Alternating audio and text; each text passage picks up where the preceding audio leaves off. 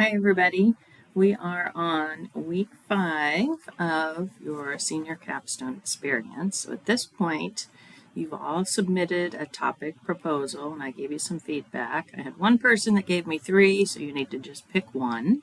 And at this point, you should be moving forward with the next assignment. Will have you turn in your annotated bibliography, your thesis, and an outline. At this point, I'd also like to start signing people up to have meetings with me to discuss your project, where you are, any questions or concerns or ideas that you want to talk about. Might not take 30 minutes, but let's try to leave that amount of time just in case we need it.